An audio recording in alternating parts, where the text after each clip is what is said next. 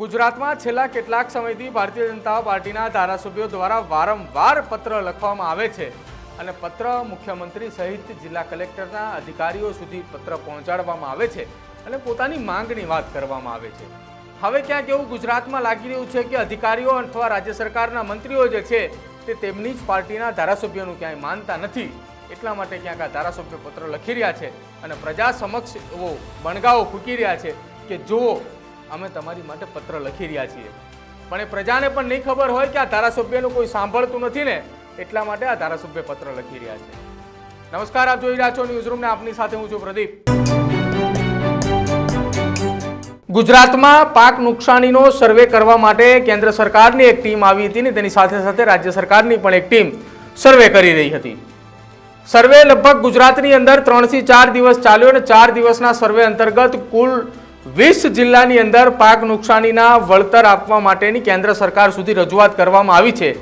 જો કે આ રજૂઆત પૂર્ણ થઈ ચૂકી છે અને ગઈકાલે કેબિનેટની જે બેઠક મળી હતી એ બેઠકની અંદર નિર્ણય પણ લેવામાં આવી ચૂક્યો છે કે 20 જિલ્લાની અંદર પાક નુકસાની થયું છે અને કેન્દ્ર સરકાર આ 20 જિલ્લાના પાક નુકસાનીને કારણે ક્યાંક 600 કરોડની આસપાસ સહાય જાહેરાત કરે એવી પણ શક્યતાઓ ચર્ચાઈ રહી છે અને આ ચર્ચા ગઈકાલની કેબિનેટ બેઠકની અંદર થઈ હતી। જો કે આ તમામની વચ્ચે ગઢડા વિધાનસભાના ધારાસભ્ય શંભુનાથ ટુંડિયા દ્વારા એક પત્ર લખવામાં આવ્યો છે અને પત્ર પણ ત્યારે લખવામાં આવ્યો છે કે જ્યારે કેબિનેટ બેઠક મળી, તમામ ચર્ચાઓ પૂર્ણ થઈ ચૂકી છે, સર્વે પૂર્ણ થઈ ચૂક્યો છે, હવે માત્ર બાકી છે તો સહાય, પરંતુ એ સહાય પહેલા ગઢડા વિધાનસભાના ધારાસભ્ય મહંત શંભુનાથ ટુંડિયાનો પત્ર એવો છે કે એમણે એવું કહ્યું કે મારા વિધાનસભા વિસ્તારની અંદર આવેલા 3 તાલુકા વલભીપુર, ઉમરાળા અને ગઢડા વિસ્તારમાં થયેલી અતિવૃષ્ટિના કારણે થયેલ નુકસાનનો સર્વે કરવા બાબતે શંભુનાથ મહારાજને એ પણ ખબર નથી કે ગુજરાતની અંદર ક્યારે વરસાદ આવ્યો ને ક્યારે સર્વેવાળા સર્વે કરીને જતા રહ્યા।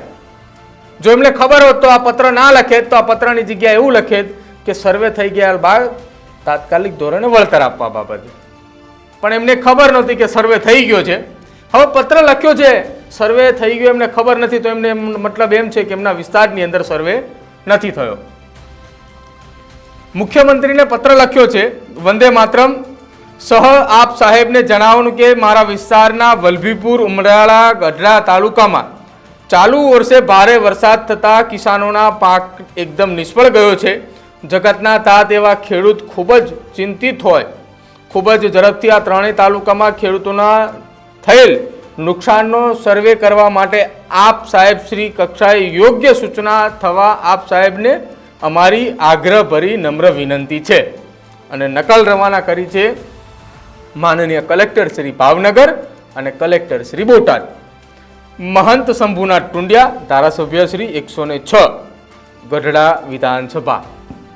એટલે કે હવે ગુજરાતના સત્તા પક્ષના ધારાસભ્યને જે નથી ખબર કે તેમના વિસ્તારની અંદર સર્વે થઈ ચૂક્યો છે કે નથી થયો। બીજી તરફ કેન્દ્ર સરકારની અને રાજ્ય સરકારની સર્વે માટેની જે ટીમ કામ કરી રહી હતી એ ટીમ અંગે ક્યાંય શંભુનાથ મહારાજને જાણ જ નથી કે પછી શંભુનાથ મહારાજને જાણ કરવામાં નથી આવી। જો એમને જાણ કરવામાં આવી હોય તો ક્યાંક આ પત્ર ના લખ્યો હોય, અને જો જાણ હોય તો પત્ર કેમ લખ્યો? હવે ગુજરાતની અંદર ભારતીય જનતા પાર્ટીના ધારાસભ્યો હોય અને એની સામે અધિકારીઓનું રાજ ચાલતું હોય એવું લાગી રહ્યું છે, કેમ કે અલગ અલગ જગ્યા ઉપરથી હવે ધારાસભ્યો દ્વારા પત્ર લખવાની શરૂઆત કરી દેવામાં આવી છે। ભૂતકાળમાં કચ્છથી પત્ર સામે આવ્યો, ત્યારબાદ દ્વારકાથી આવ્યા, ત્યારબાદ પોરબંદરથી આવ્યા અને હવે બોટાદથી પત્ર સામે આવ્યો છે। સુરતની અંદરથી પણ પત્રો સામે આવ્યા। એટલે એક બાદ એક ધારાસભ્યો હવે પત્રો વાયરલ કરી રહ્યા છે, એટલા માટે કે અધિકારીઓ તો એમનું સાંભળતા નથી। ક્યાંક એવું ના બને કે જનતાની વચ્ચે જાય અને જનતા પણ એમને કહે કે તમે અમારા વિસ્તારના કામ નથી કરતા, એટલે આ ધારાસભ્ય હવે પત્ર લખીને કહે છે કે અમારી આ કામગીરી પૂર્ણ કરો। જો જનતાની વચ્ચે જાય ને જનતા કંઈ કહે તો ધારાસભ્યને બોલતા આવડે કે ના, અમે તમારા વતી પત્ર લખ્યો તો, જોઈ લો આ પત્રના પત્રની તારીખ।